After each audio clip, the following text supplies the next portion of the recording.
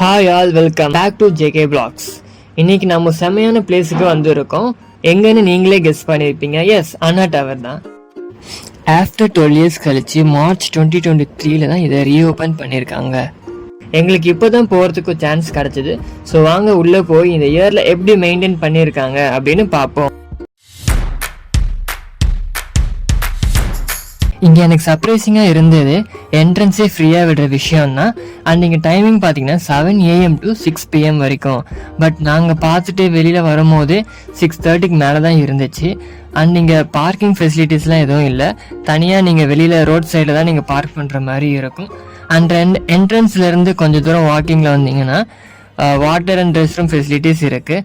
And க்ளீனாக ப்ராப்பராக maintain பண்ணல. ஸோ அதுக்கேற்ற மாதிரி பிளான் பண்ணிக்கோங்க. அப்படியே நடந்து உள்ளே போனால் நல்ல ஒரு வாக்கிங் ஏரியா தான். லேக்கை சுற்றி வர மாதிரியே இருக்கும். அப்படியே இதை பார்த்துட்டு ரசிச்சுக்கிட்டே இங்கே வாக்கிங் போகலாம். இங்கே நிறைய பெரிய மீன் பார்க்கறதுக்கு கூட சான்ஸ் கிடைக்கும். பாருங்க, அண்ணா டவர் எங்கே இருந்து பார்த்தாலும் தெரியும் போல. இந்த லேக் வியூ பாயிண்ட் போல செம்மையாக இருந்துச்சு செட்டப்லாம். மேலே பேர்ட்ஸ், நான் சொன்ன மாதிரி இங்கே நிறைய ஃபிஷ் இருக்குது. நான் க்ளோஸ்அப்பில் காட்டுறேன், தெரியும்னு நினைக்கிறேன்.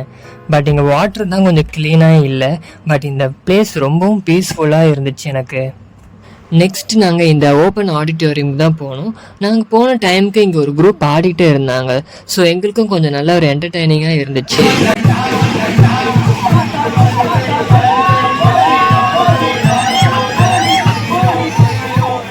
இங்கே ஸ்டேஜ் செட்டப்லாம் இருக்குது.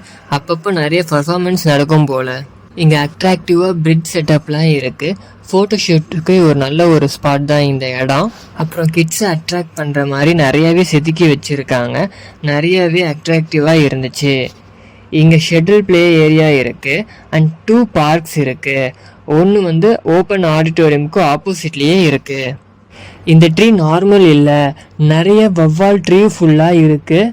அதை பார்த்தா நிறைய பேர் நின்று பார்த்துட்டு போகிற ஒரு ஸ்பாட்டாக தான் இருந்துச்சு. இங்கே ஸ்கேட்டிங் ஏரியா இருந்துச்சு. பேரண்ட்ஸ் அண்ட் அவுட் சைடர்ஸ் பசங்களை பார்த்து என்கரேஜ் பண்ணலாம். அண்ட் இங்கே நிறைய கிளாஸஸ் போயிட்டு இருக்கு. Karate, dance classes. அண்ட் நிறைய பேர் இங்கே வந்து ப்ராக்டிஸ் பண்ணுறாங்க. அண்ட் லாஸ்ட்டாக மெயின் அட்ராக்டிவான இந்த அண்ணா டவர் 135 feet ஹைட். அப்புறம் 12 floors இங்கே இருக்குது.